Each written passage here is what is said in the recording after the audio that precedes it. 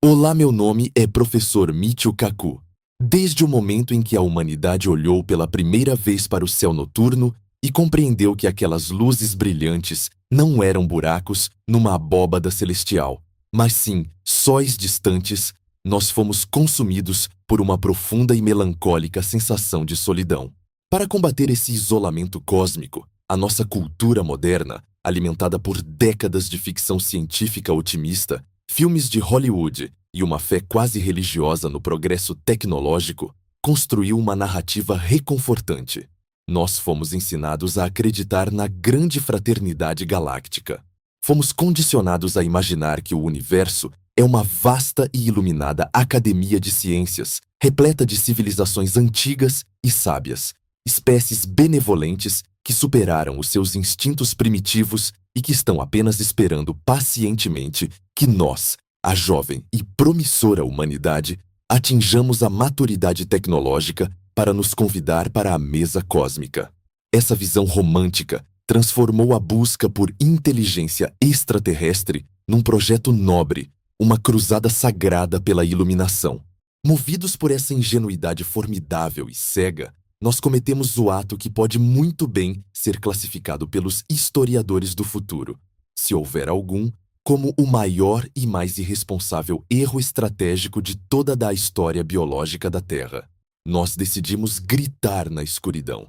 Nós não apenas escutamos passivamente, nós anunciamos a nossa presença, a nossa localização exata, a nossa biologia e o nosso nível de desenvolvimento tecnológico para qualquer coisa que estivesse escondida no abismo. No ano de 1974, a partir do colossal radiotelescópio de Arecibo, em Porto Rico, os nossos cientistas mais brilhantes compilaram uma mensagem em código binário e dispararam-na com a potência de um farol intergaláctico em direção ao aglomerado globular Messier 13, a 25 mil anos-luz de distância. A mensagem de Arecibo continha a estrutura do nosso DNA, a imagem da nossa anatomia, os elementos químicos que nos compõem e, o mais aterrorizante de tudo, um mapa detalhado do nosso sistema solar, destacando o terceiro calhau a contar do Sol. Nós literalmente enviamos o nosso endereço residencial exato junto com a nossa planta anatômica para a escuridão absoluta. 3 anos depois, em 1977, lançamos as sondas Voyager 1 e 2. Elas não carregavam armas, não carregavam escudos. Elas carregavam os famosos discos de ouro. Registros fonográficos contendo saudações em 55 idiomas, o som do vento, o canto das baleias, músicas de Mozart e Chuck Berry. E, mais uma vez, um mapa de pulsares desenhado de forma brilhante para que qualquer inteligência que interceptasse a sonda pudesse triangular com precisão matemática a localização exata do nosso Sol. Nós agimos como crianças eufóricas enviando convites para uma festa de aniversário, sem jamais parar para pensar com a frieza darwiniana necessária sobre quem ou o que poderia interceptar o carteiro. Mas a nossa ingenuidade vai muito além desses envios intencionais. Desde a invenção da transmissão de rádio de alta potência, a Terra tem sido um farol gritante de poluição eletromagnética. Cada transmissão de televisão, cada discurso político, cada explosão de radar militar e cada detonação termonuclear de teste criou uma bolha de ondas de rádio e radiação que se expande a partir do nosso planeta à velocidade da luz. A transmissão dos Jogos Olímpicos de Berlim em 1936, discursos de líderes mundiais e os episódios de rádio clássicos estão, neste exato momento, lavando sistemas estelares a quase 90 anos-luz de distância. Nós criamos uma esfera de detecção que grita em todas as direções para o vazio, informando que somos barulhentos, somos biológicos e estamos a manipular a energia atômica. Nós iluminamos a nossa própria casa com holofotes no meio de uma selva completamente desconhecida. E é exatamente aqui que a biologia evolutiva e a teoria dos jogos colidem violentamente com a nossa astronomia romântica, transformando o nosso sorriso esperançoso numa máscara de terror existencial.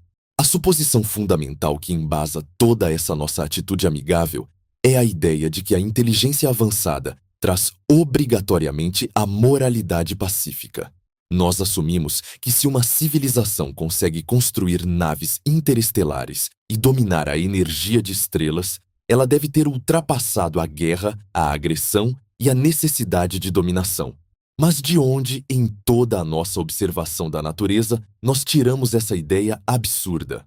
Toda a vida, desde a bactéria mais simples até o primata que construiu o radiotelescópio, opera sob a mesma lei termodinâmica e evolutiva: a expansão e o consumo de recursos finitos. A inteligência, no nosso próprio planeta, não evoluiu como uma ferramenta de paz. Ela evoluiu como a arma predatória definitiva. O cérebro grande não surgiu para compor poesia cósmica. Ele surgiu para superar outras espécies, caçar com mais eficiência e dominar o topo da cadeia alimentar. Se a vida na Terra é algum indicativo de como a biologia opera no universo, então a premissa de que os alienígenas seriam deuses benevolentes e iluminados é um suicídio lógico completo. Quando você caminha numa floresta escura e densa à noite, e você não sabe quais predadores estão à espreita entre as árvores, você não acende uma tocha brilhante, não bate panelas e não grita o seu nome aos quatro ventos. Você caminha em silêncio. Você pisa devagar, porque a intuição animal mais básica sabe que na escuridão, aquele que se revela primeiro é invariavelmente o que é devorado.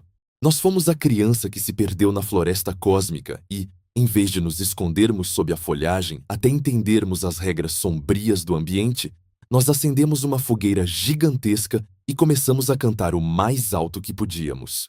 Nós projetamos a nossa própria esperança humana numa lousa em branco cósmica, ignorando completamente o fato de que, em qualquer interação entre duas civilizações com níveis tecnológicos drasticamente diferentes na nossa própria história, o resultado foi sempre o extermínio, a exploração ou o colapso cultural da civilização menos avançada. Quando os europeus chegaram às Américas, o contato não resultou numa troca pacífica de filosofia estelar. Resultou na obliteração de impérios inteiros por doenças e aço. E a diferença tecnológica entre nós e os povos nativos era de apenas alguns séculos. Imagine, agora, a abismal disparidade entre a Terra e uma inteligência predadora que teve 1 milhão de anos a mais para refinar a arte da destruição. O nosso grito na escuridão já foi emitido. As ondas de rádio não podem ser chamadas de volta para as antenas. O mapa do nosso sistema solar está gravado em ouro e continua a viajar implacavelmente pelo vazio. A nossa bolha de transmissões continua a expandir-se, engolindo estrela após estrela, sistema após sistema, a cada dia que passa. Nós declaramos a nossa existência frágil e tenra para um universo cujo estado natural, cujas regras de convivência brutais, nós ignoramos de forma abissal. E agora, enquanto os nossos telescópios ouvem atentamente à espera de uma resposta amigável, cheia de sabedoria, um calafrio terrível começa a percorrer a espinha da comunidade astrofísica moderna. O universo está velho. Os planetas são incontáveis. A biologia e a química deveriam ser abundantes. E, no entanto, o céu noturno continua mergulhado no mais profundo, opressivo e absoluto silêncio. Por que ninguém nos respondeu em décadas de busca? Por que as estrelas estão mudas? Nós vamos agora, na parte 2, dissecar esse silêncio enlouquecedor. Nós vamos mergulhar nas águas geladas do paradoxo de Fermi e descobrir que a ausência de vozes alienígenas não significa que estamos sozinhos. O silêncio significa algo infinitamente pior e mais letal. Prepare-se, porque o silêncio cósmico não é um vazio pacífico. O silêncio cósmico é a prova cabal de uma carnificina galáctica silenciosa. O eco do nosso grito de rádio ainda viaja pela escuridão, afastando-se da Terra à velocidade exata de 300 mil quilômetros por segundo, varrendo estrelas mortas, nebulosas frias e sistemas planetários desconhecidos. Nós enviamos o nosso mapa, a nossa biologia e a nossa saudação musical, sentados na varanda do nosso pequeno planeta azul, esperando pacientemente que o telefone cósmico toque.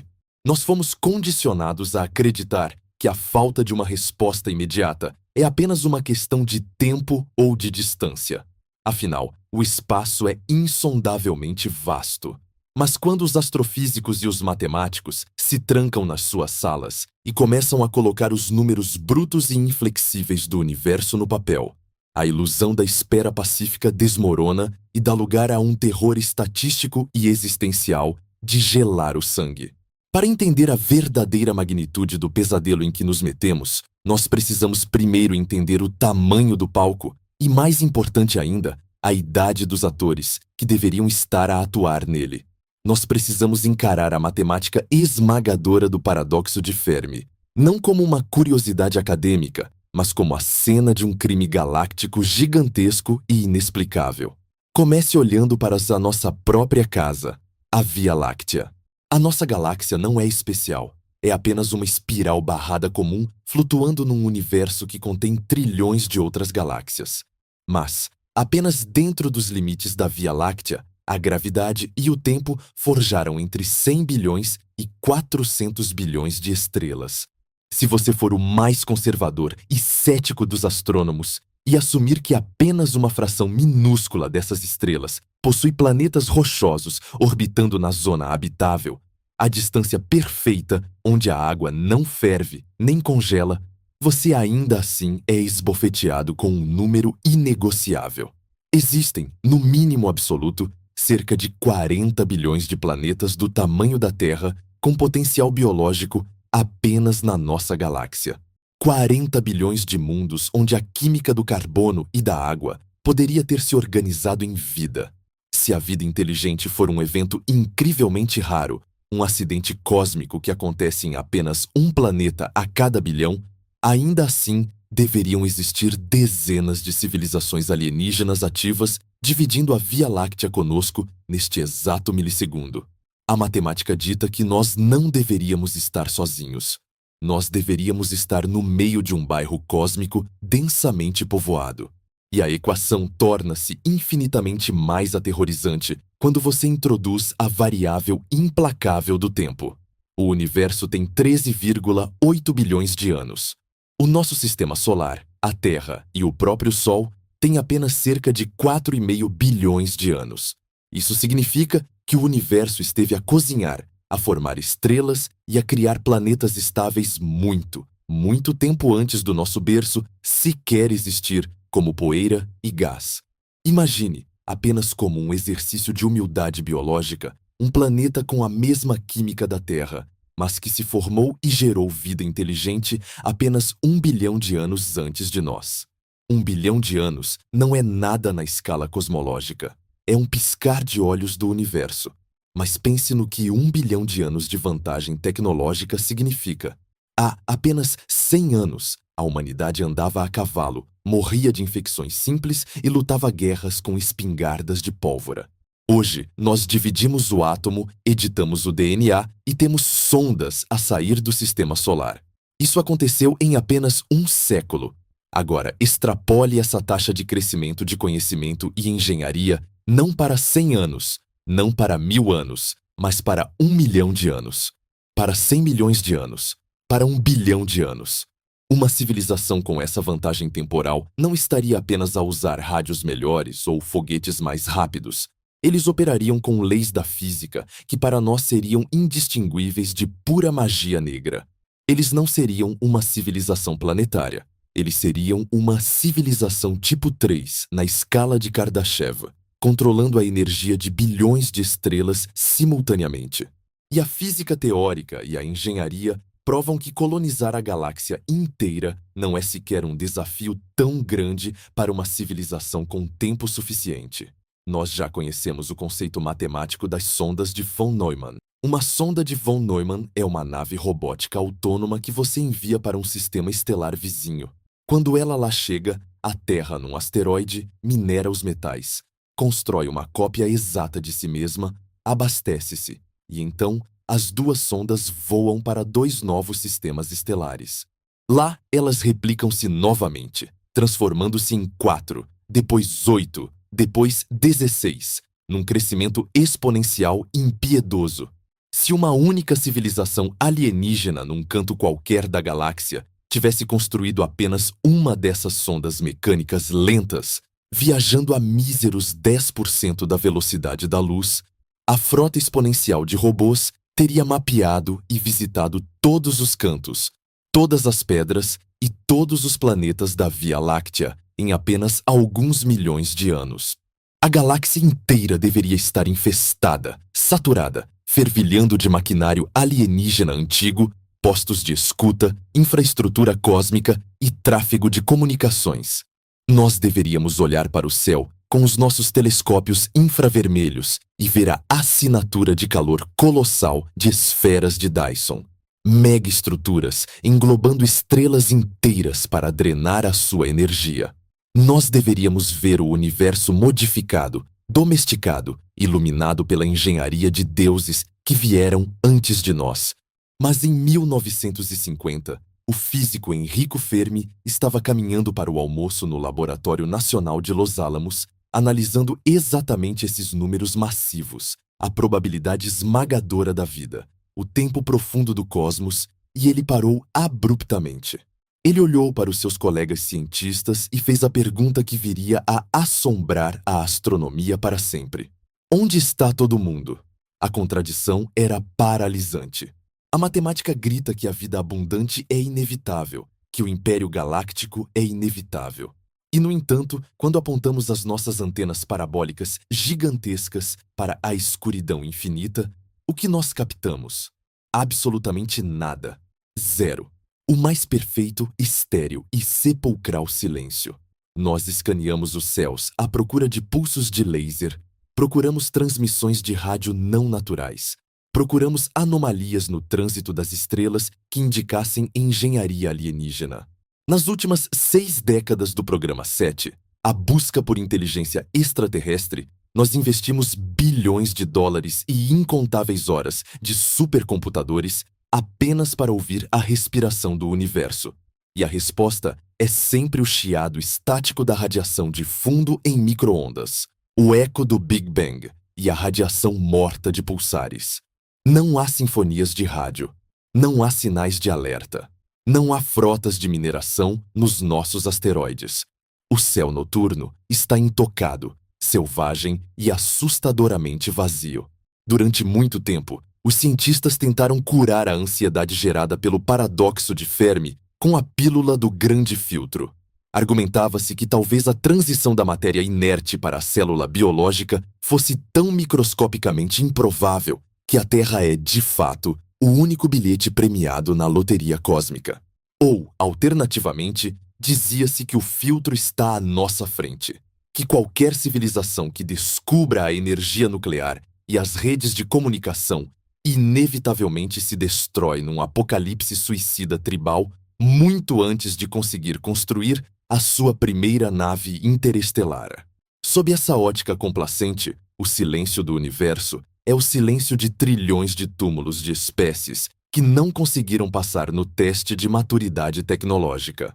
O universo estaria quieto porque as civilizações morrem na infância planetária.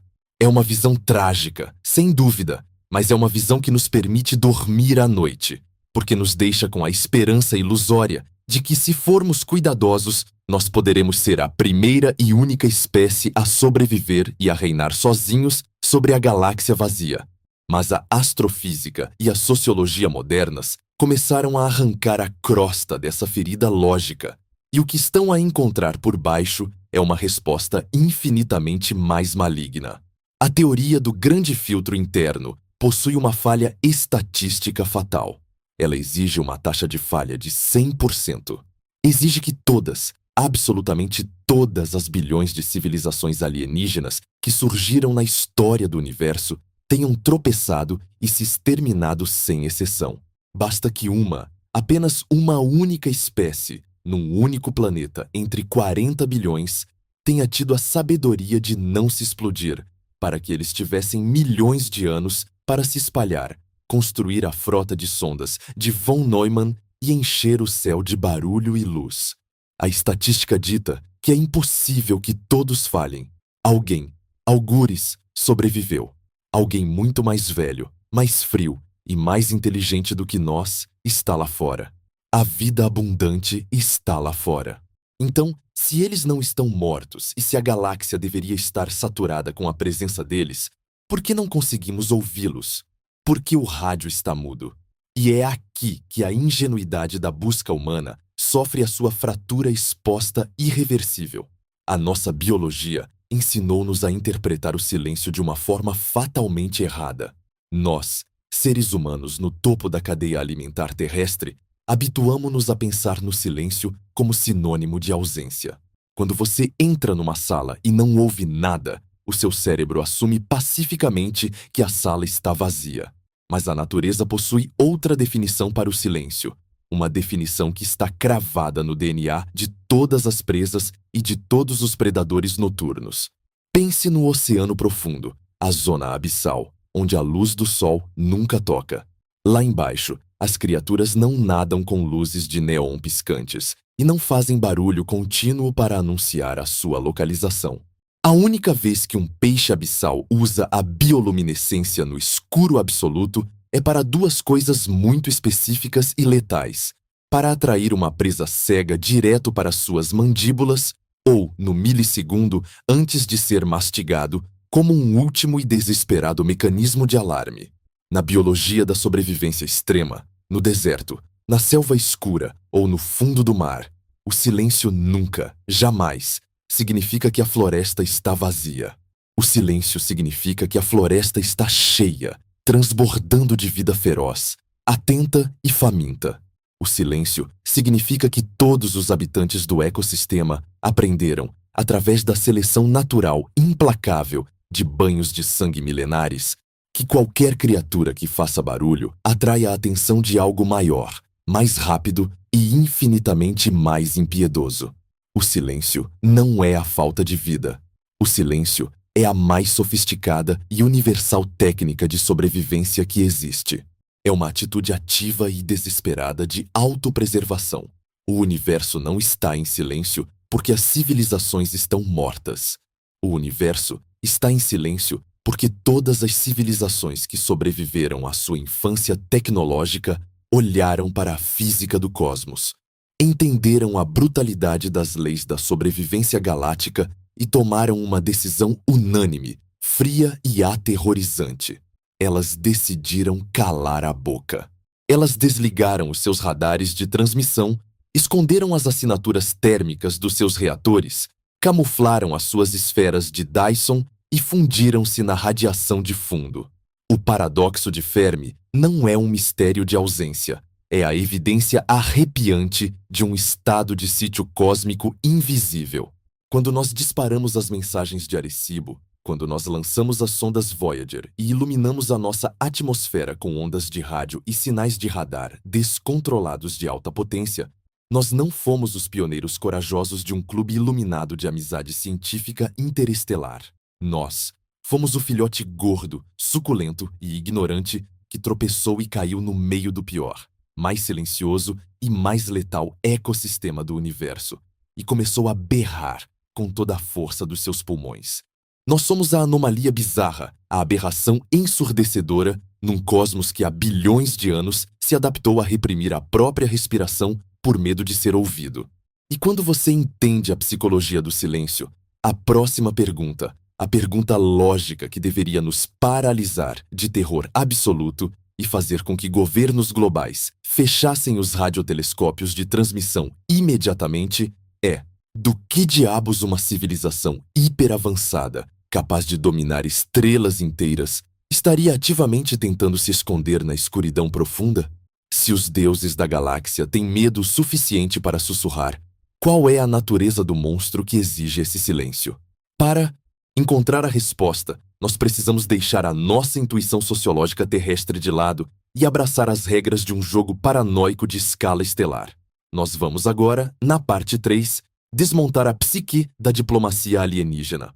Nós vamos descer às profundezas infernais da cadeia de suspeita e da teoria dos jogos cósmica e provar matematicamente por que o universo opera sob uma única e irrevogável lei absoluta.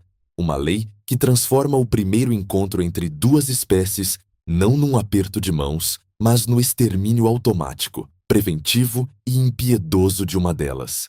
Prepare a sua mente, porque nós estamos prestes a desvendar as regras imutáveis de viver numa floresta sombria. E a pior parte não são as regras em si.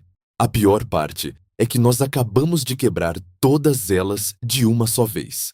Para compreendermos a verdadeira e aterradora natureza do silêncio cósmico que nos envolve, nós precisamos abandonar completamente a nossa intuição humana, a nossa moralidade terrestre e as nossas noções românticas de fraternidade e bondade.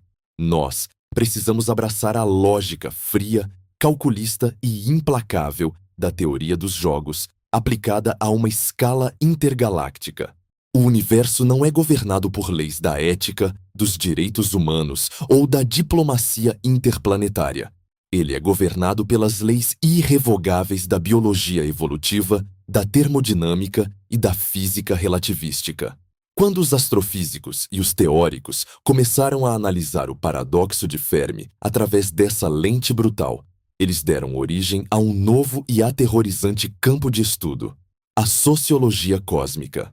E para que você possa sequer começar a entender o nível de paranoia existencial que paralisa as civilizações avançadas e as obriga a manterem um silêncio fúnebre na escuridão, você precisa aceitar como absolutos dois axiomas fundamentais, duas verdades universais que se aplicam a qualquer forma de vida baseada em carbono, silício ou pura energia, em qualquer canto da Via Láctea. Se você compreende estes dois axiomas, o universo deixa de ser um mistério poético e transforma-se imediatamente na mais perigosa armadilha matemática já concebida. O primeiro axioma da sociologia cósmica é de uma simplicidade biológica inegável. A sobrevivência é a necessidade primária de qualquer civilização.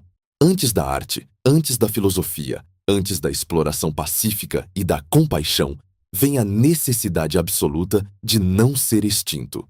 Nenhuma espécie consegue evoluir ao ponto de construir radiotelescópios e naves estelares se não possuir, codificado na raiz mais profunda do seu DNA ou do seu código-fonte, o instinto predatório e insaciável de autopreservação. A vida, em toda a sua complexidade maravilhosa, é essencialmente um mecanismo químico projetado para resistir à entropia, lutando com unhas, dentes e reatores nucleares para se manter viva num universo que tenta ativamente destruí-la a cada segundo. Portanto, a prioridade número 1, inquestionável e eterna de qualquer império alienígena que tenha sobrevivido à sua própria infância, não é fazer amigos, é garantir que a sua própria espécie continue a existir no próximo milênio. O segundo axioma é onde a física se cruza com a tragédia da biologia. A civilização cresce e expande-se de forma contínua e exponencial, mas a matéria total do universo e os recursos disponíveis permanecem rigorosamente finitos.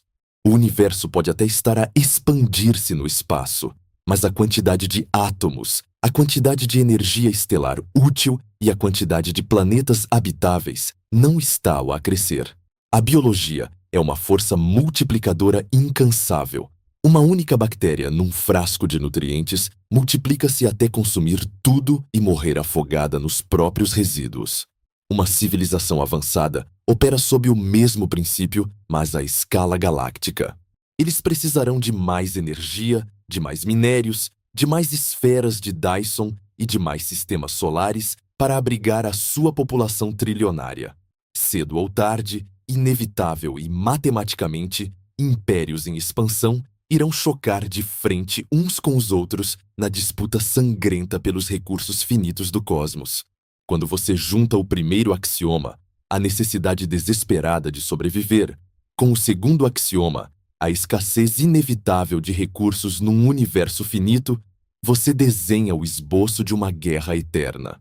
Mas o que transforma esse cenário de mera competição num genocídio preventivo paralisante é a introdução da ditadura da física clássica, o limite inquebrável da velocidade da luz.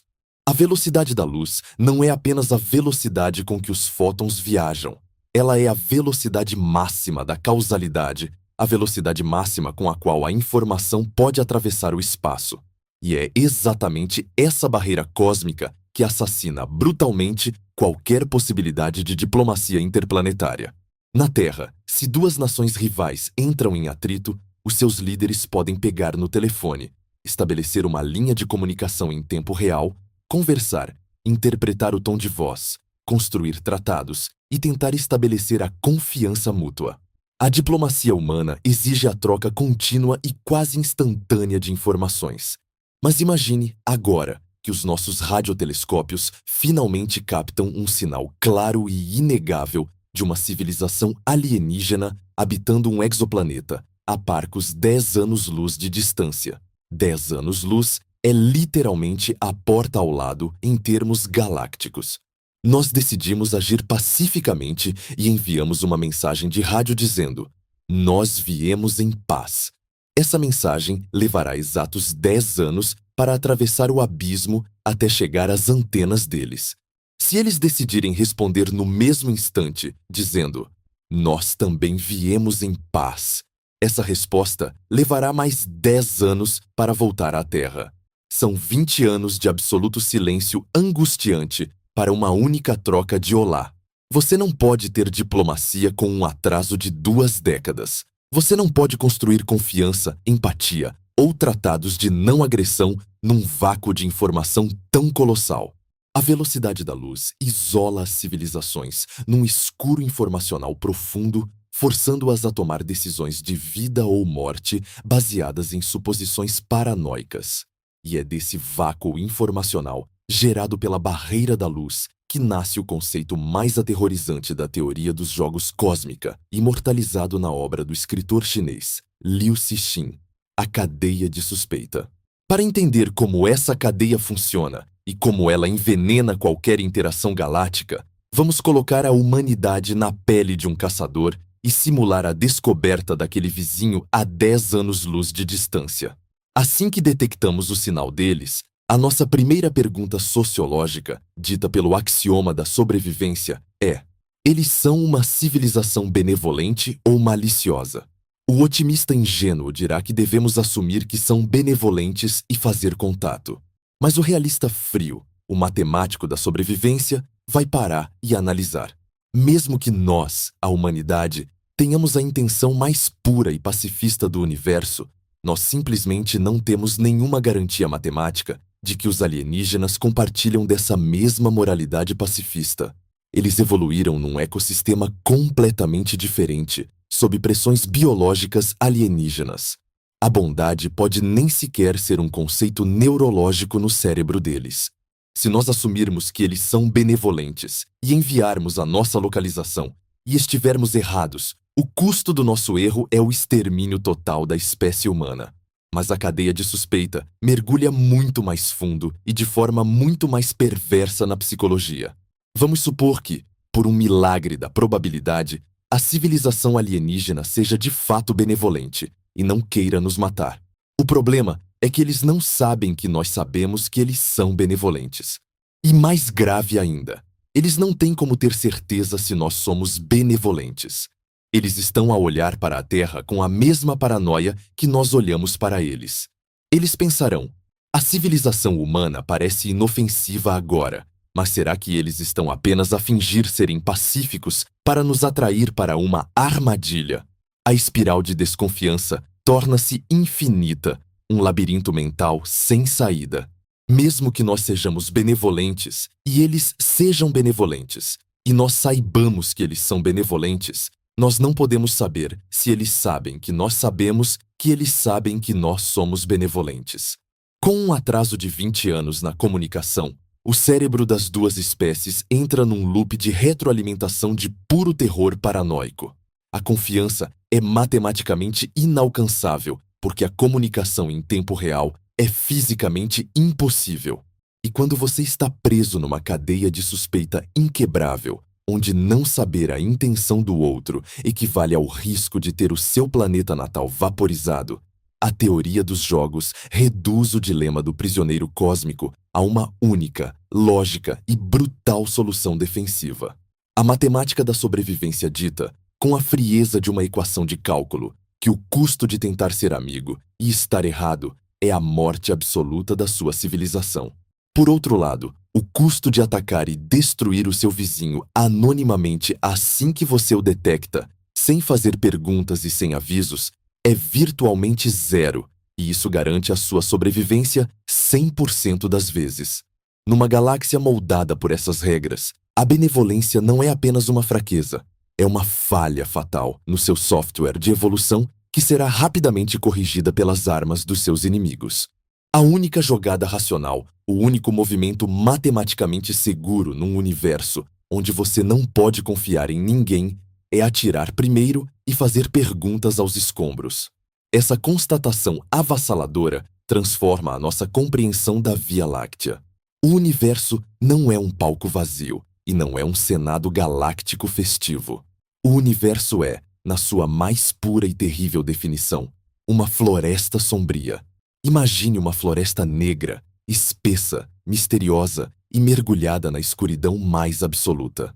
Dentro dessa floresta, cada civilização existente no cosmos é um caçador solitário e armado, esgueirando-se silenciosamente por entre as árvores como um fantasma.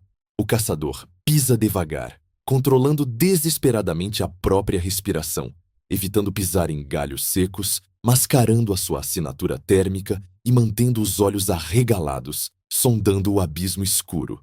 Ele tem de ser um fantasma, porque ele sabe, através da lógica matemática da biologia estelar, que a floresta não está vazia.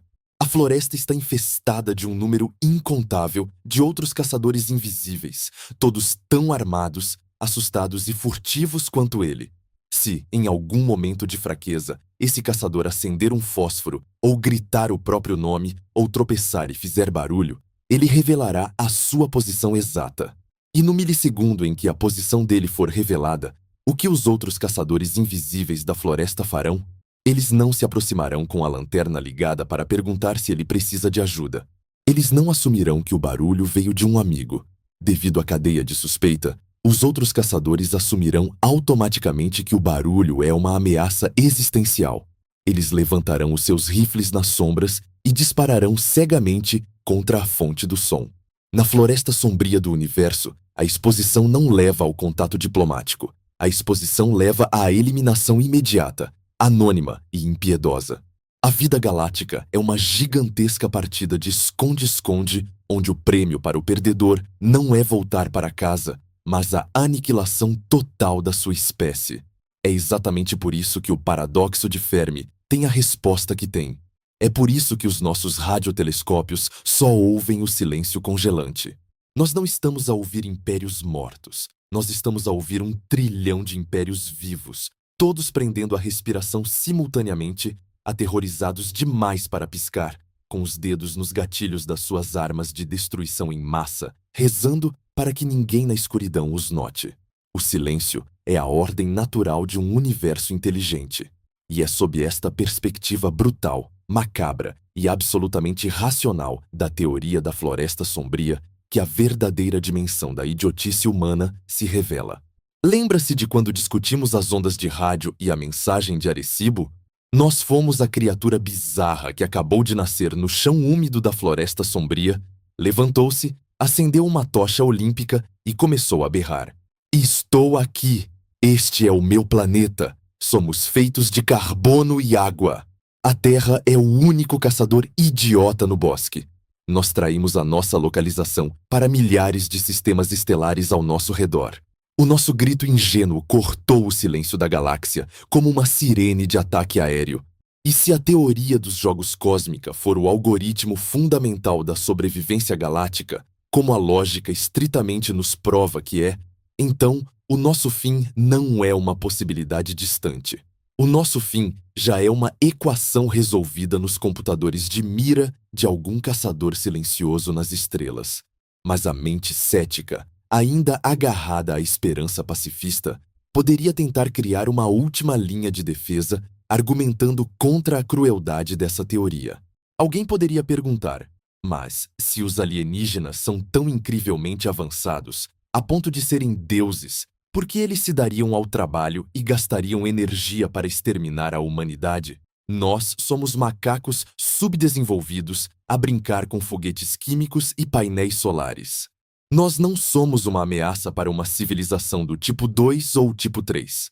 Por que um leão se importaria em esmagar uma formiga no outro lado do campo? É uma pergunta lógica do ponto de vista terrestre, mas demonstra uma falha letal em compreender a natureza da evolução da tecnologia. Para destruir essa última esperança de que seríamos poupados pela nossa própria insignificância, nós precisamos entender um dos conceitos astrofísicos mais perturbadores já concebidos. Nós precisamos analisar a matemática do porquê o extermínio preventivo é a única garantia contra as leis do tempo. Prepare-se, porque nós vamos descer ainda mais fundo na paranoia alienígena, nós vamos entender o pavor absoluto da explosão tecnológica e por que a formiga que nós somos hoje é o dragão que destruirá a galáxia amanhã. Não ouse desviar os olhos, porque a lógica do assassino cósmico está prestes a fazer todo o sentido.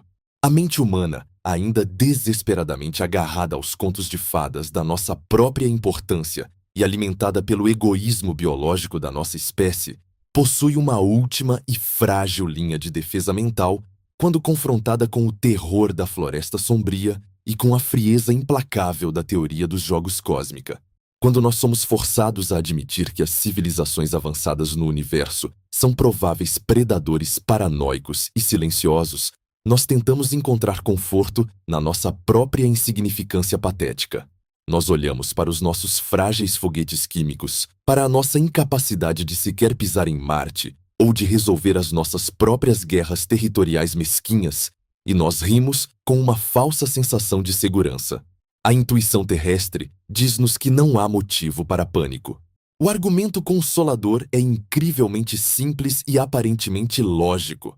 Por que é que uma civilização alienígena divina, um império do tipo 2 ou tipo 3, na escala de Kardashev, que constrói esferas de Dyson e drena a energia de buracos negros, se daria ao trabalho monumental de cruzar o abismo interestelar para exterminar a humanidade?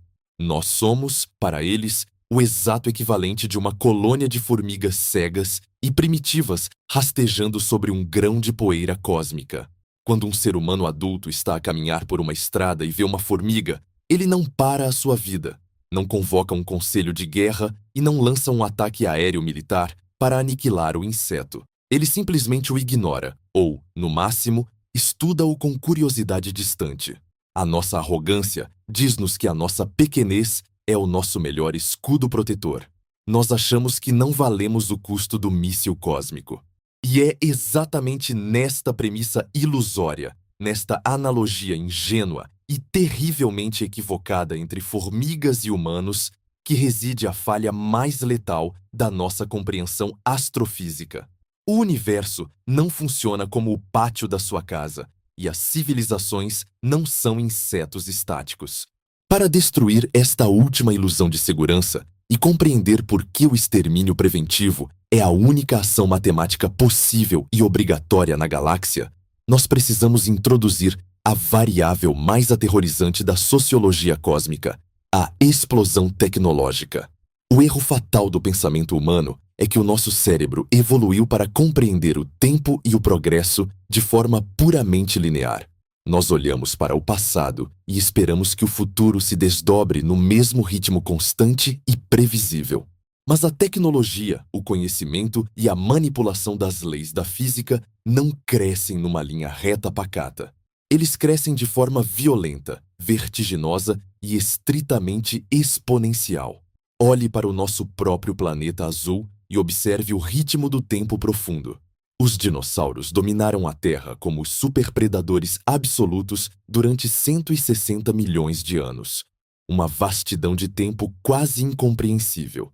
E em 160 milhões de anos, eles não inventaram a roda, não descobriram o fogo e não construíram uma única ferramenta. Eles permaneceram biologicamente estagnados, reféns do seu ambiente, até que um asteroide cego os varreu da existência. Em contraste abissal, o Homo sapiens moderno existe há apenas reles 200 mil anos. Durante a esmagadora maioria desse tempo, cerca de 190 mil anos, nós fomos caçadores-coletores nômades, apavorados na escuridão, armados apenas com pedras lascadas e paus afiados. O nosso progresso era quase nulo, uma linha reta, achatada no gráfico da história. Mas então, de forma repentina e explosiva, nós descobrimos a agricultura. O relógio começou a acelerar. Milênios depois, nós construímos cidades e inventamos a escrita. O gráfico começou a curvar-se para cima. E então, nos últimos míseros 3 séculos, uma fração de segundo na escala geológica, a curva tornou-se uma parede vertical de insanidade tecnológica. A Revolução Industrial trocou a força muscular pelo vapor. Depois, em apenas 66 ridículos anos, o tempo de vida de um ser humano, nós fomos do primeiro voo rudimentar dos irmãos Wright, numa estrutura frágil de madeira e lona na praia de Kitty Hawk, para a detonação da primeira bomba termonuclear capaz de vaporizar cidades, e para o lançamento do foguete Saturno V que colocou o homem na superfície da Lua. Hoje, nós dividimos o átomo, editamos o código-fonte do DNA com o sistema CRISPR e mapeamos os ecos do Big Bang. O que a sociologia cósmica nos ensina é que o progresso civilizacional não é uma caminhada lenta, é uma detonação, é uma explosão que altera o tecido da realidade num piscar de olhos astronômico. Agora, aplique essa realidade aterradora da explosão tecnológica ao cenário da Floresta Sombria. Coloque-se na mente fria, lógica e paranoica de um estrategista alienígena ou de uma superinteligência artificial governando um império a 1000 anos-luz de distância da Terra. Num dia rotineiro de monitoramento cósmico, as antenas de escuta profunda desse império detectam uma anomalia fraca, mas inconfundível, no ruído de fundo do universo. Eles analisam os dados e percebem que acabaram de interceptar o eco distante das transmissões de rádio dos nossos radares da Segunda Guerra Mundial, ou talvez o balbuciar do nosso primeiro satélite Sputnik. A civilização alienígena mapeia a origem do sinal e descobre a Terra. Num primeiro momento, a avaliação deles é idêntica à nossa analogia das formigas. Eles olham para as nossas emissões rudimentares e percebem que somos uma espécie absurdamente primitiva, agarrada à gravidade do nosso planeta rochoso, usando a combustão química básica para nos movermos. Nós somos, de fato, micróbios para eles, absolutamente inofensivos no cenário imediato. O estrategista alienígena poderia muito bem pensar em ignorar-nos, focar os recursos do Império em ameaças mais urgentes e deixar os macacos azuis brincarem com os seus foguetinhos na periferia da galáxia. Mas é exatamente neste ponto crítico da tomada de decisão que a ditadura implacável das leis da relatividade de Albert Einstein e a matemática exponencial se combinam para selar o nosso destino. O Império alienígena está a 1000 anos-luz de distância da Terra. Isso é uma lei física inegociável.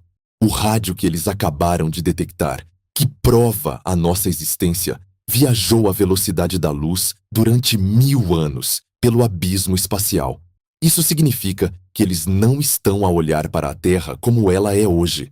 Eles estão a olhar para a Terra como ela era há 1000 anos atrás, no nosso passado.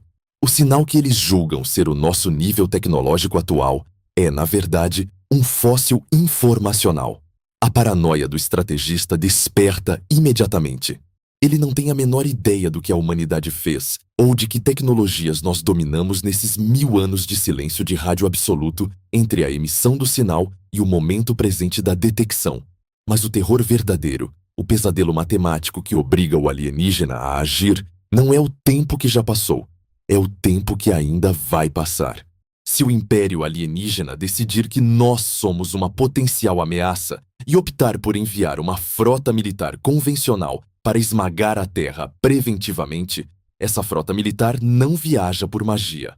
Ela tem de obedecer aos limites da matéria no universo e viajar pelo espaço normal, talvez a 20 ou 30% da velocidade da luz.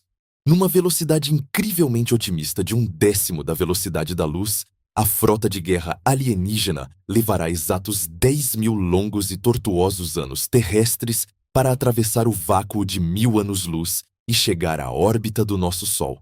10.000 anos. É aqui que a armadilha do extermínio se fecha de forma esmagadora. O alienígena é forçado a calcular o que acontecerá com a raça humana, uma espécie agressiva, territorial e engenhosa, durante os 10.000 anos em que a frota de ataque deles estiver em trânsito. A teoria da explosão tecnológica grita nos monitores do Império Extraterrestre. Se esses primatas terrestres conseguiram passar de montar a cavalo e lutar com espadas de aço para dominar a fissão nuclear, enviar sondas para fora do sistema solar e transmitir mapas da sua localização em apenas meros 300 anos, o que diabos eles conseguirão inventar, descobrir e construir, tendo pela frente um oceano ininterrupto de 10.000 anos de crescimento tecnológico absolutamente livre e exponencial? A matemática é aterradora para o predador. 10.000 anos de evolução científica exponencial é a diferença entre uma fogueira de acampamento e uma esfera de Dyson. É a diferença entre curar um resfriado e reescrever a matriz do espaço-tempo. O alienígena percebe com pavor agudo que a sua frota militar avançada, poderosa e indestrutível, que foi enviada hoje para esmagar um ninho de formigas inofensivas, não vai encontrar formigas quando chegar lá daqui a 10 milênios. A frota alienígena será recebida por deuses tecnológicos. Ao longo da longa viagem pelo escuro, a humanidade terá sofrido 1, ou 10, ou 100 explosões tecnológicas verticais consecutivas. Nós teremos dominado a energia escura, a manipulação de buracos de minhoca e o controle de forças fundamentais da natureza que a civilização que enviou os navios ainda nem sonhou em teorizar. Os caçadores alienígenas que saíram do seu planeta natal como predadores absolutos vão chegar ao sistema solar da Terra apenas para serem recebidos como patéticas mariposas voando em direção a uma armadilha incandescente.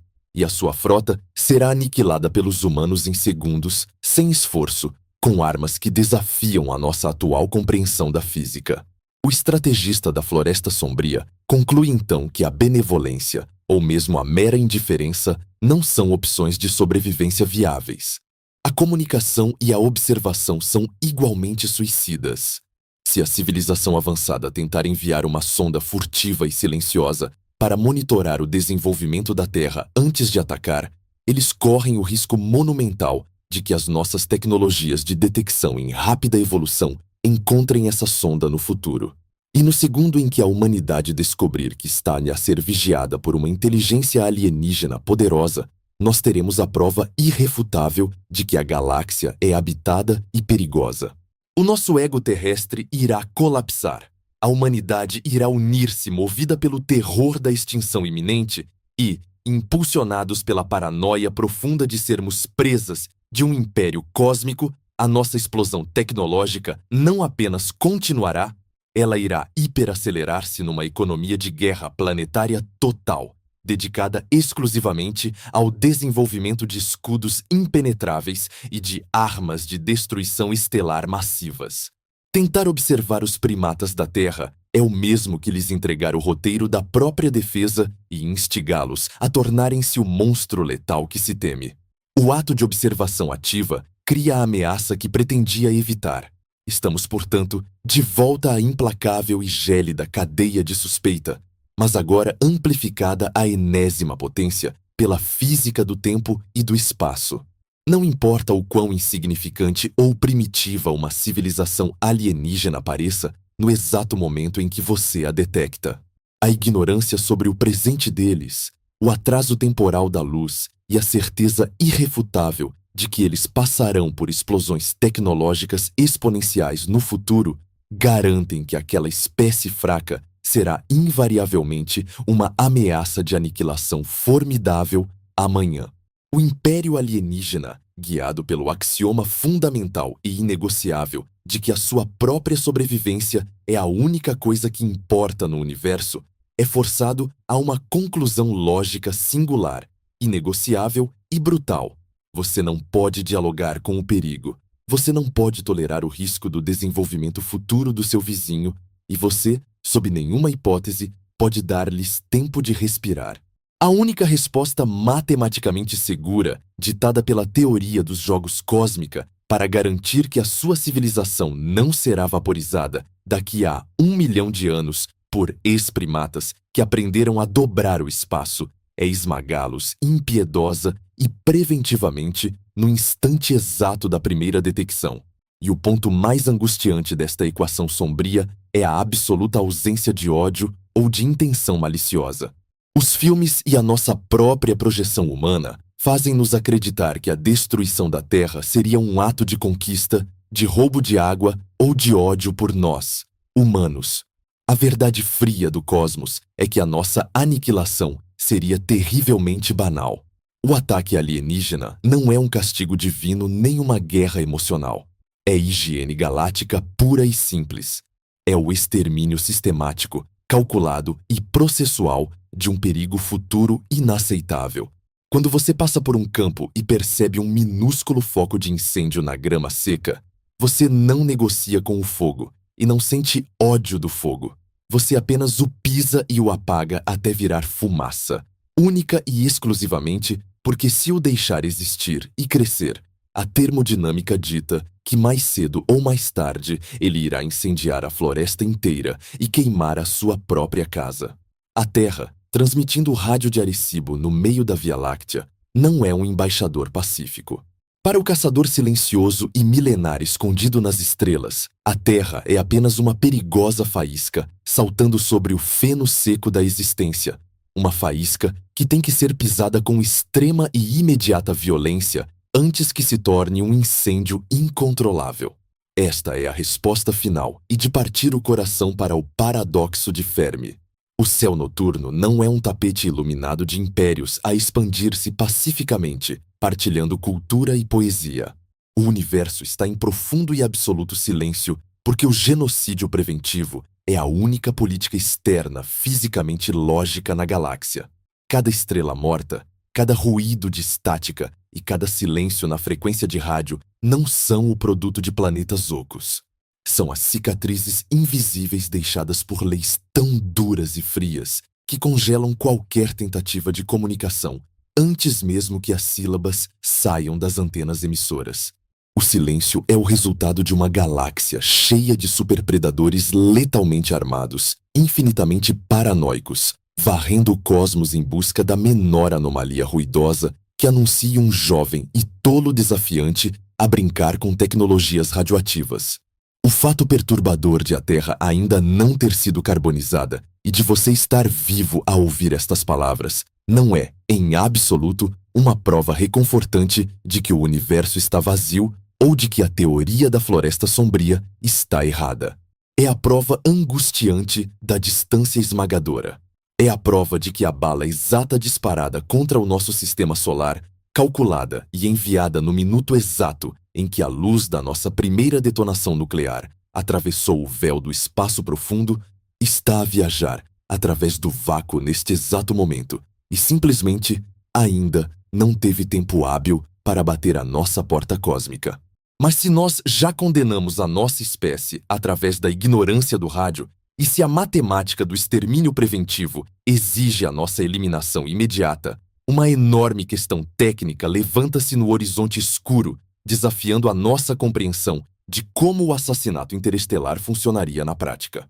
Se enviar uma armada de naves cheias de soldados leva milhares de anos, dá-nos tempo para nos prepararmos e corremos o risco de a nossa explosão tecnológica aniquilar a frota no momento da chegada.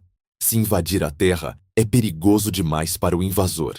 Como é que um caçador perfeitamente oculto nas estrelas aperta o gatilho sem dar qualquer aviso, sem iniciar um tiroteio intergaláctico arriscado e sem colocar a sua própria segurança em risco? A resposta afasta de vez os discos voadores dos filmes e abraça a arma suprema, silenciosa e impossível de deter que a própria teoria da relatividade permitiu. Prepare-se para enfrentar a morte instantânea. Nós vamos detalhar a mecânica exata e invisível da arma relativística. O universo não negocia, e o extermínio chegará sem o som das sirenes e sem o aviso dos telescópios. O apocalipse será entregue na velocidade da luz. A cultura pop humana, alimentada por décadas de filmes de Hollywood de alto orçamento, e por uma profunda necessidade psicológica de nos sentirmos importantes, condicionou o nosso cérebro a visualizar o apocalipse alienígena através de uma lente terrivelmente romântica, dramática e egocêntrica. Quando nós imaginamos o extermínio da humanidade por uma força extraterrestre, nós visualizamos céus escurecidos por frotas de naves-mãe colossais, pairando ameaçadoramente sobre as nossas principais capitais, de Nova York a Tóquio. Nós imaginamos raios laser descendo dos céus de forma lenta e teatral, dando tempo para que os nossos governantes façam discursos heróicos, para que os nossos exércitos mobilizem caças a jato numa resistência valente e para que a humanidade, unida pelo terror, lute pela sua sobrevivência numa guerra intergaláctica justa e equilibrada. Essa visão cinematográfica é, sem dúvida, emocionante para o nosso ego, mas perante os olhos frios da física implacável e da teoria dos jogos da Floresta Sombria que acabamos de construir, ela é uma piada infantil e um absurdo logístico completo. Numa galáxia governada pela cadeia de suspeita e pelo pavor absoluto da explosão tecnológica, nenhuma civilização avançada que preze a sua própria existência cometeria a estupidez suicida de enviar uma frota de invasão. Enviar naves tripuladas ou frotas militares cruza a linha do risco inaceitável. É estupidamente caro em termos termodinâmicos, demora milhares de anos, expõe as suas coordenadas de origem, revela o seu nível tecnológico ao inimigo e, o mais letal de tudo, dá ao alvo o recurso mais precioso e perigoso do universo, o aviso prévio. Se um caçador na escuridão quer garantir que a jovem formiga barulhenta não se transforme num dragão capaz de devorá-lo amanhã, ele não marcha até o formigueiro tocando trombetas e hasteando bandeiras de guerra. Ele simplesmente pisa no formigueiro da forma mais rápida, anônima e econômica possível, a partir da maior distância que a física permitir. E a física moderna, as próprias equações delineadas por Albert Einstein, já nos entregaram a planta exata dessa arma de execução perfeita, silenciosa e impossível de deter. Nós chamamos-lhe a arma relativística, ou veículo de extermínio relativístico, o derradeiro apagador de civilizações. Para entender a mecânica dessa arma, você precisa esquecer explosivos, ogivas nucleares, antimatéria ou lasers de ficção científica. O caçador alienígena não precisa de explosivos químicos ou reações nucleares sofisticadas para destruir a Terra. Ele só precisa de massa e de velocidade pura. A equação da energia cinética dita que a energia destrutiva de um objeto em movimento cresce exponencialmente com a sua velocidade. Se uma superinteligência extraterrestre quiser vaporizar o nosso planeta de forma anônima, ela só precisa pegar num bloco maciço de matéria densa, talvez um cilindro de tungstênio do tamanho de um ônibus escolar ou um pequeno asteroide de ferro capturado na sua própria nuvem de Oort, e usar um acelerador de partículas cósmico ou lasers de propulsão estelar para empurrar esse bloco inerte através do vácuo, acelerando-o ininterruptamente até que ele atinja 99,999% da velocidade da luz. Conforme esse míssil silencioso se aproxima da barreira sagrada da luz, a física relativística assume o controle e a sua massa aparente tende ao infinito. O cilindro de metal deixa de ser apenas uma rocha rápida e converte-se numa bomba de energia cinética de proporções apocalípticas. Ele não precisa ter uma ogiva armada, não precisa ter circuitos de detonação complexos ou sistemas de inteligência artificial a bordo que possamos hackear. A própria velocidade da matéria é a ogiva. Quando um objeto tão denso atinge a atmosfera terrestre a uma fração decimal de distância da velocidade da luz, não há impacto no sentido tradicional. A fricção com a atmosfera não o queima. A transferência de energia cinética é tão absurdamente monumental e instantânea que a crosta do planeta Terra racharia como uma casca de ovo podre. Os oceanos ferveriam em plasma incandescente numa fração de segundo e a própria estrutura geológica do nosso mundo seria estilhaçada num oceano de magma e poeira orbital, aniquilando absolutamente qualquer traço de biologia, da bactéria mais profunda ao humano mais isolado, sem deixar sequer uma bactéria para contar a história. Alternativamente, o caçador pode optar por ser ainda mais poético e eficiente na sua destruição. Em vez de mirar no nosso pequeno planeta móvel, ele simplesmente atira o projétil relativístico diretamente no coração do nosso Sol. O impacto de uma massa a quase 300 mil quilômetros por segundo perfuraria o núcleo da nossa estrela, desestabilizando violentamente a delicada fornalha de fusão nuclear e causando uma erupção estelar anômala, uma mini supernova induzida que varreria todo o sistema solar num banho de radiação letal e chamas, incinerando a Terra de forma tão limpa e asséptica que qualquer investigador futuro acharia que fomos vítimas de um mero e infeliz desastre astrofísico natural. O assassino permanece anônimo, o rastro é apagado pelas cinzas de uma estrela morta, e a segurança da galáxia é restaurada através do extermínio cirúrgico. Mas o verdadeiro horror da arma relativística, o detalhe macabro que a torna a resposta final irrefutável para o paradoxo de Fermi, não é o seu poder de destruição maciça, é a mecânica aterrorizante de como a nossa percepção humana é violada pelas leis da ótica.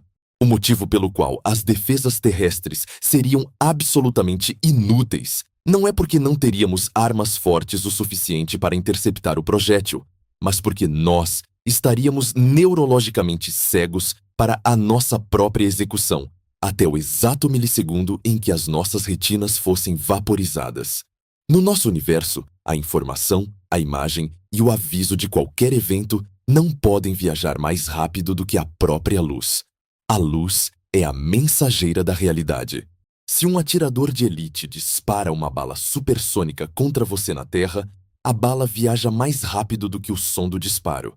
Você é atingido e morre antes mesmo de ouvir o estrondo da arma. A arma relativística é o equivalente cósmico do rifle de precisão silenciado, mas brincando com os próprios limites da visão e do tempo. Se a civilização hostil que detectou os nossos primeiros sinais de rádio estiver localizada num sistema estelar a 1000 anos-luz de distância e decidir, na sua paranoia gelada, disparar o míssil de tungstênio contra nós a 99,9% da velocidade da luz, a luz do clarão do lançamento dessa arma levará exatos 1000 anos para atravessar o abismo cósmico e atingir os espelhos dos nossos melhores telescópios na Terra. Mas o míssil assassino, viajando quase exatamente na mesma velocidade, está colado à sua própria imagem. Ele está a surfar na mesma onda da sua própria luz de aviso. A luz anunciando o perigo e o perigo em si viajam juntos, de mãos dadas pelo vácuo escuro durante um milênio ininterrupto. O resultado prático e apocalíptico desta corrida lado a lado é que o intervalo de tempo entre o momento em que a luz do projétil finalmente atinge a lente do nosso telescópio, permitindo-nos ver que uma arma foi disparada contra nós, e o momento em que a própria massa de energia cinética atinge a crosta do planeta Terra é de apenas algumas horas, talvez minutos, ou até meras frações de segundo, dependendo do quão perto de C o caçador conseguiu acelerar o disparo. Não há salas de controle em pânico. Não há telefonemas de emergência entre presidentes mundiais. Não há alarmes soando em bases militares ou bunkers subterrâneos sendo trancados, porque não há tempo mecânico ou biológico para processar a informação que o universo acabou de nos entregar. A destruição relativística nega a existência do aviso prévio. Numa típica tarde de terça-feira, as crianças estarão a brincar nas escolas, o trânsito fluirá nas grandes avenidas, os mercados financeiros estarão a operar em alta e você estará a ler um livro em silêncio. No observatório espacial mais avançado do planeta, um computador apitará detectando uma anomalia hiperluminosa aproximando-se além da órbita da Lua. E antes mesmo que o astrônomo de plantão consiga franzir a testa, arregalar os olhos e abrir a boca para tentar gritar um aviso aos seus colegas, o céu inteiro de um lado ao outro da Terra se transformará numa parede opaca de plasma branco e ofuscante de 1 milhão de graus Celsius, seguida pelo silêncio definitivo, sem negociação, sem conhecimento do agressor, sem explicação.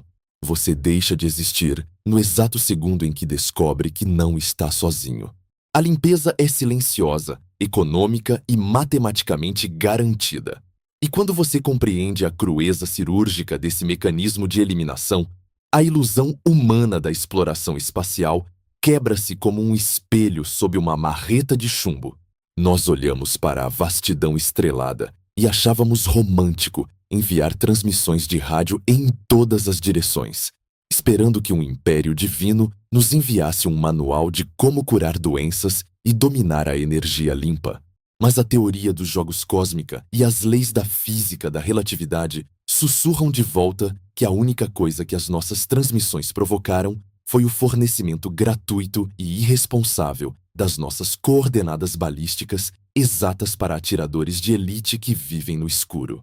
Nós desenhamos um alvo nas nossas próprias costas cósmicas e iluminamo-lo com neon num oceano infinito de superpredadores cuja única lei religiosa é exterminar qualquer ruído para garantir que a sua própria espécie amanheça no próximo século. E a parte mais paralisante, o calafrio que deveria percorrer a espinha de cada líder mundial e astrônomo na Terra neste momento, não é a probabilidade teórica de que eles possam atirar em nós no futuro. O terror profundo reside no fato temporal de que o tiro já pode muito bem ter sido disparado no escuro. A nossa bolha de emissões de rádio humanas já engoliu milhares e milhares de sistemas estelares ao redor da Terra, desde o início do século XX. O caçador nas trevas não precisa vir até aqui para verificar. O caçador apenas calibra os espelhos do acelerador de partículas, calcula a trajetória até o pálido ponto azul e puxa o gatilho silencioso.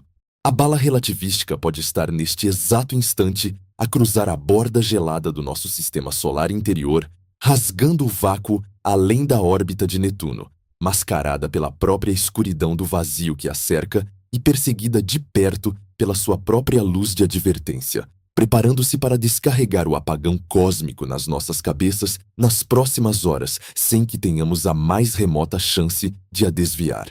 O silêncio da galáxia de que tanto reclamávamos e tentávamos quebrar não era um oceano vazio pedindo para ser navegado.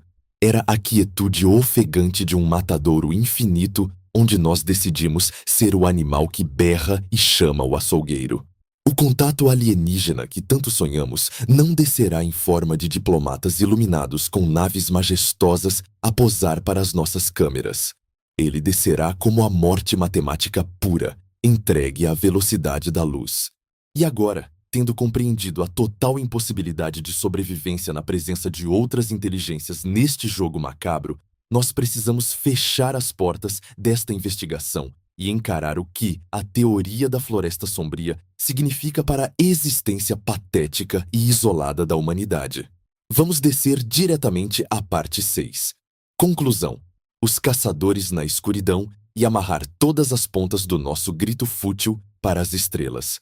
Nós chegamos finalmente ao precipício absoluto da nossa odisseia intelectual, o ponto de não retorno onde a nossa visão de mundo, a nossa cultura e a nossa própria identidade cósmica são forçadas a passar pela guilhotina implacável da lógica e da física. Durante as últimas horas, nós desmontamos, peça por peça, a ilusão mais perigosa, romântica e letal que a humanidade já ousou conceber. Nós começamos por expor a ingenuidade suicida dos nossos programas de rádio e das nossas sondas brilhantes, os nossos gritos desesperados enviados para a escuridão absoluta sob a premissa infantil de que o universo estaria cheio de filósofos benevolentes prontos para nos abraçar. Nós olhamos para as estrelas e mergulhamos nas águas gélidas do paradoxo de Fermi, percebendo com um terror crescente que o silêncio do cosmos não é a prova de que estamos sozinhos, mas sim a prova aterradora de que todos os sobreviventes da galáxia aprenderam a duras penas que fazer barulho é um convite para o abate. Nós fomos arrastados para a cadeia de suspeita, a espiral de paranoia matemática e teoria dos jogos que prova que a diplomacia interestelar é fisicamente impossível quando a velocidade da luz atrasa as comunicações em décadas ou séculos, tornando a confiança mútua um delírio inalcançável. Nós compreendemos a mecânica fria da explosão tecnológica, o pesadelo de que qualquer vizinho, por mais primitivo que pareça hoje, transformar-se-á num Deus ameaçador amanhã, tornando o extermínio preventivo não um ato de maldade, mas uma exigência básica de sobrevivência. E, finalmente, nós vislumbramos a ferramenta desse extermínio cirúrgico, a arma relativística. O disparo silencioso de massa bruta, viajando colado à sua própria luz de advertência, garantindo que o fim do nosso mundo chegue sem alarmes, sem negociações e sem a menor chance de defesa. A soma de todas estas peças constrói a prisão existencial perfeita. E é aqui que a tese central da nossa jornada se solidifica de forma irrefutável. Fazer contato com civilizações alienígenas não é apenas tecnologicamente difícil, é matematicamente, sociologicamente e fisicamente impossível se a sua intenção for continuar a existir no universo. O contato é o suicídio. A realidade nua e crua do cosmos é governada pela teoria da floresta sombria. E agora, tendo compreendido a física e a sociologia do terror galáctico, eu peço que você construa esta imagem mental com a máxima clareza possível. O universo inteiro, com os seus trilhões de estrelas e exoplanetas, não é uma federação galáctica iluminada. É uma floresta negra, abissal, densa e absolutamente silenciosa. Cada civilização que conseguiu não se explodir e atingiu o domínio das viagens interestelares e da manipulação energética é um caçador perfeitamente armado, caminhando furtivamente por entre as árvores cósmicas.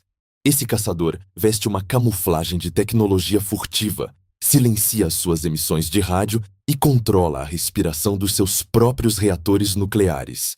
Ele pisa devagar, porque ele sabe que não está sozinho. A floresta está infestada de um número incontável de outros caçadores. Fantasmas tão velhos, tão paranoicos e tão letais quanto ele próprio. Neste ecossistema sombrio, a moralidade terrestre não tem lugar. O bem e o mal são conceitos patéticos que não sobrevivem à matemática da sobrevivência. Para qualquer um desses caçadores, toda e qualquer outra forma de vida que respire na mesma floresta é, invariavelmente, uma ameaça letal.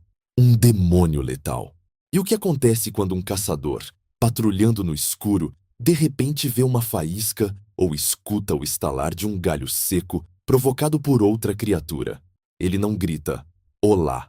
Ele não se aproxima com a lanterna acesa para verificar se a criatura precisa de ajuda. Ele sabe que a luz da lanterna revelará a sua própria posição para todos os outros caçadores ocultos nas sombras. Ele sabe que tentar comunicar é colocar a arma na própria cabeça. Por isso, no exato milissegundo em que o galho estala e a localização do outro é revelada, o caçador silencioso ergue o seu rifle relativístico, ajusta a mira termodinâmica e dispara cegamente na direção do ruído. Ele não sente pena, ele não sente ódio. Ele atira para eliminar o risco futuro antes que esse risco possa evoluir e atirar primeiro. Neste cenário de pesadelo estelar absoluto, onde o silêncio é a única lei religiosa de autopreservação garantida pelo universo, qual foi exatamente o papel que a humanidade decidiu desempenhar? Nós não fomos os caçadores furtivos.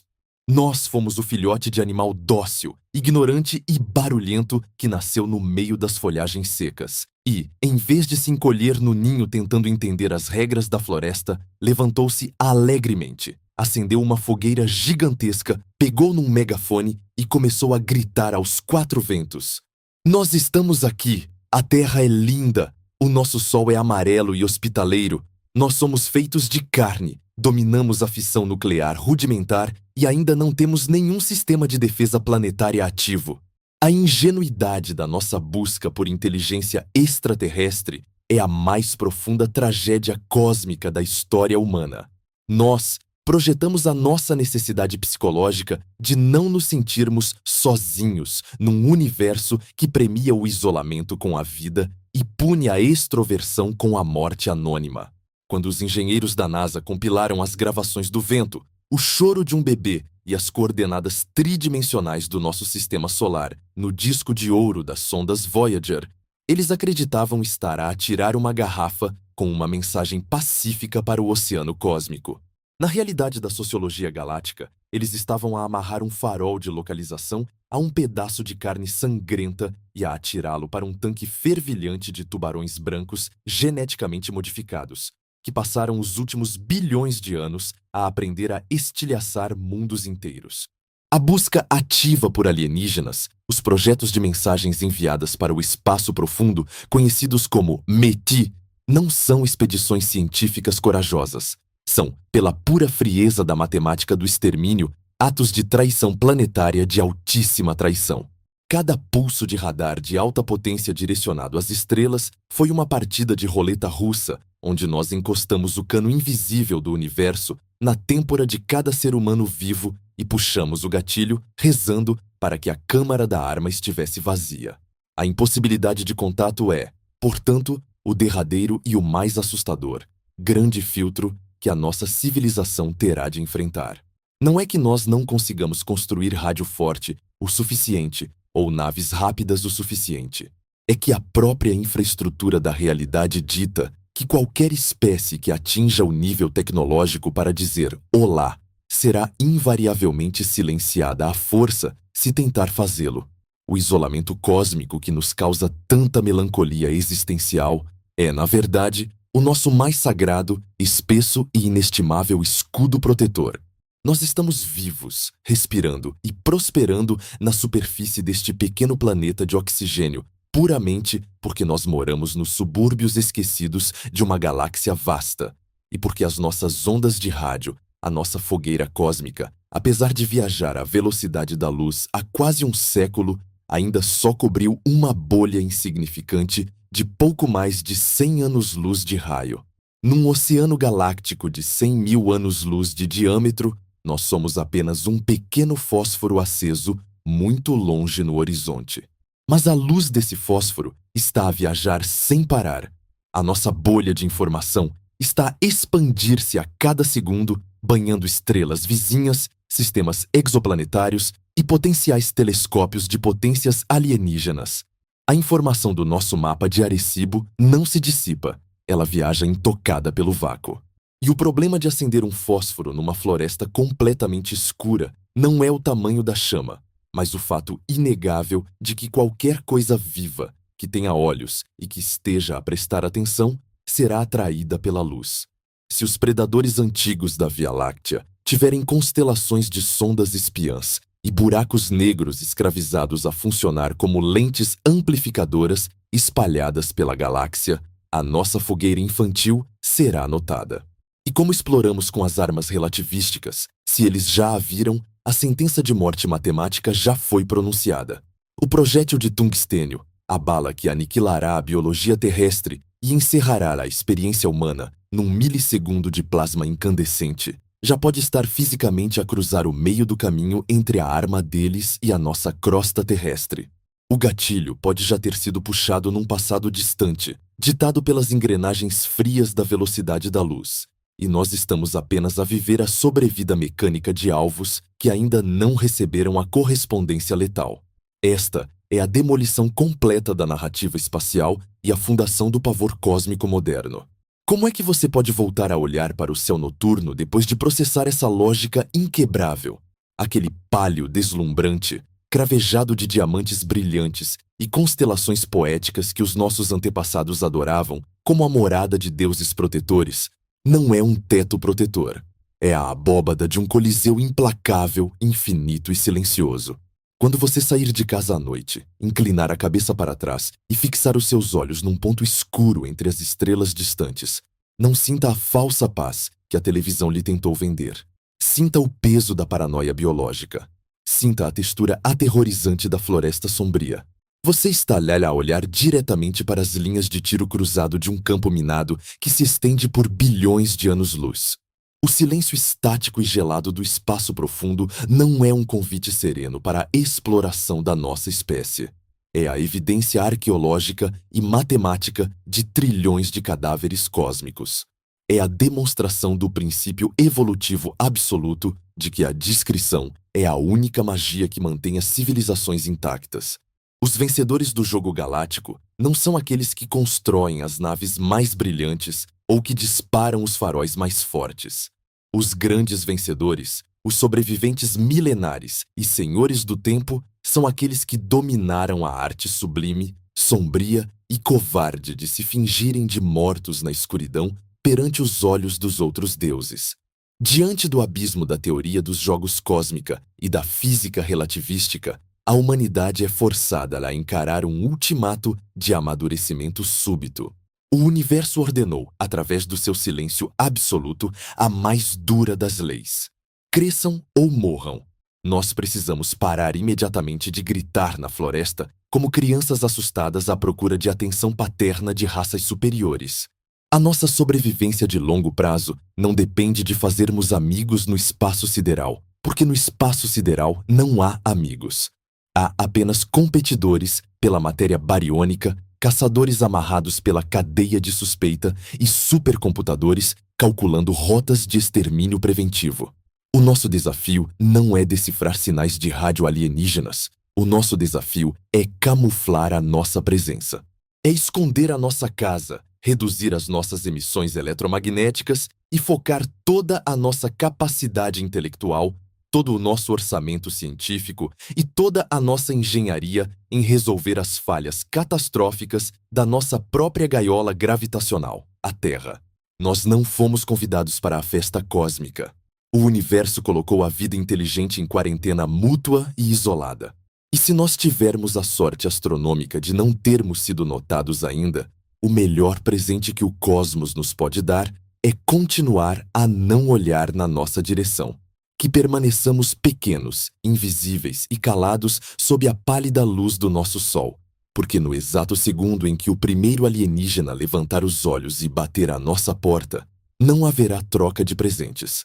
Haverá apenas o juízo final matemático. Se esta imersão profunda na sociologia da floresta sombria despedaçou as suas ilusões sobre a vida extraterrestre e lhe deu uma nova, aterrorizante e realista perspectiva sobre o lugar da humanidade no universo, não deixe que o silêncio vença a razão aqui na Terra. Compartilhe este conhecimento. Deixe o seu like, inscreva-se no canal e ative o sino de notificações para continuar a quebrar as narrativas confortáveis que nos cegam perante as verdades brutais da física. Muito obrigado pela sua coragem de olhar para o abismo e de questionar as próprias bases da esperança humana. Lembre-se, da próxima vez que olhar para as estrelas, o silêncio delas é a razão de estarmos vivos. Até ao nosso próximo mergulho no lado sombrio da ciência. Meu nome é Michio Kaku.